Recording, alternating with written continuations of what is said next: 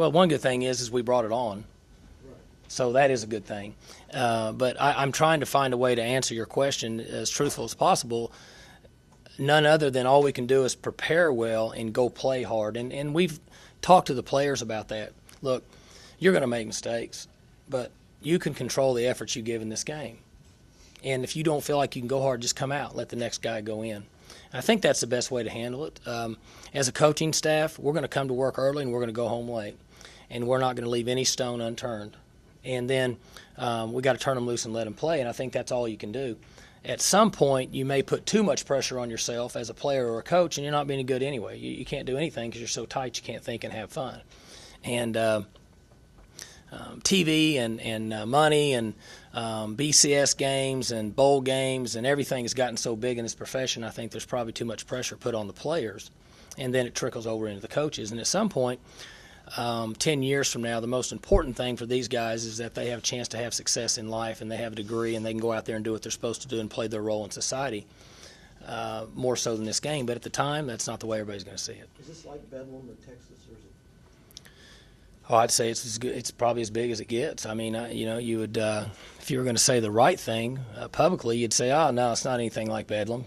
But I would say that there's a lot of excitement and the anticipation in the community is very much like what it would be like in a Bedlam week. Your program has a reputation for really good special teams. Not just really good, but really good at the very beginning. You've done a lot of good things in opening games. Address that, how you feel about that going into this season. Well, we feel comfortable with our special teams. I think over the last few years we've recruited more players that fit a special teams type, meaning 200-pound guys that can run fast and they're agile, they can bend their knees, make a play in space, whether it be blocking or tackling. So that's good. I like our returners. We like Des Bryant. We like Parrish Cox. We like Victor, guys that could factor in a big way in the return game. And I think that Joe DeForest probably is as good as there is in the country on special teams, and he's with us, and his system's in place.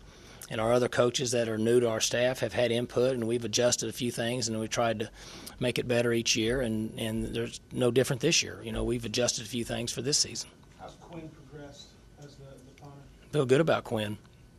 Quinn is a guy that's got a lot of ability, and I think the sky's the limit, just doesn't have any experience. But we like him as a football player, like him as a person, and I think he'll play well. What has you most concerned, Mike, going into opening day? Any particular, any area? Oh, I think as a coach, you're concerned about everything. We sit in there and look at the board and are concerned whether we have not enough plays, we have too many plays, and whether we've practiced them too long, we've hit too much or not hit enough, and getting them to kick off to where they're fresh, they feel good about themselves and positive. And this game is somewhat like a bowl game, and now you just want to get there and kick it off. I mean, there's so much leading up to it that you just want to get the thing kicked off. Now, I still want to have 4 more practices, but at some point, you just want to get it kicked off. Mike, have you decided on a backup quarterback? Yeah, Alex Cate was our backup quarterback, yeah. Coach, you guys were successful last year in the run game, being physical, but Georgia very physical up front as well. Are you concerned about that advantage and that battle in the trenches? I'm concerned about as physical and as fast as they are on defense. They have 2 guys that play inside that are very good players.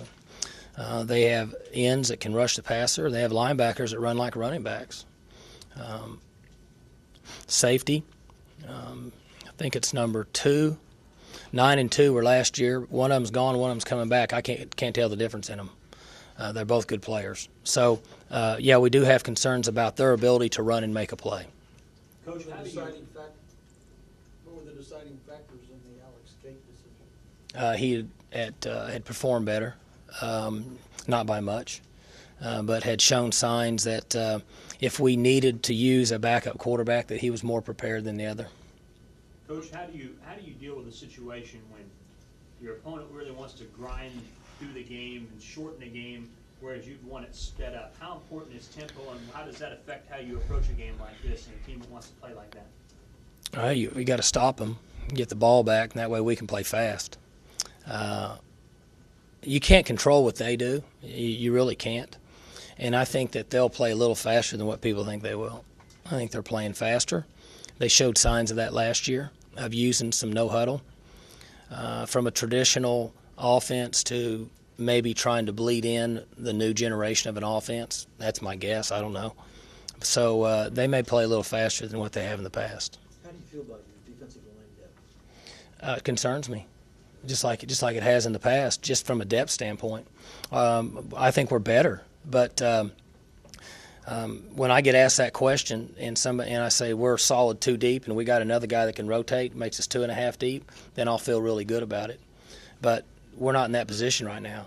I mean, we're in a situation where our guys are making plays and not comfortable, but we're not going to be able to rotate defensive linemen like some of the other teams that we play against. Coach, how significant is a win over a traditional power like Georgia in terms of growing your own tradition being so won? Oh, I think anytime you get a big win that's good for your program.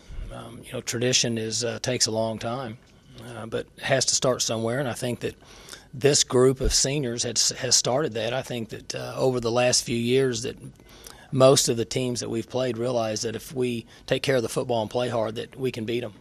Doesn't make a difference who it is or where. And so I think there's been some tradition started in that area, but anytime you win big games, it obviously contributes to it. Coach Rick asked his players this summer who they look to for leadership, and all 106 said Cox, the quarterback who's only had 1 start. First of all, how impressive is that to you, considering his lack of field experience? And then your guys seem to have multiple sources of leadership. Are you okay with that? And that one just effectively? Well, again, it's hard for me to comment on what they think internally. Obviously, he's done something to impress them, which is good for a quarterback. It would be good if he were here. That would impress me. We feel like we have a number of guys, and I say a number meaning 3 or 4 guys that you got Russell, you got Zach, Kendall. I'm just talking about guys that make plays, that practice extremely hard. Sexton, Pat Levine's done a good job for us. Hugo and Burton have stepped up. Parrish Cox has done a nice job this year. So we've got a number of guys, and we feel comfortable with that older guys can pick you up and carry you and help you through if you need it, or keep you down to earth if you need it.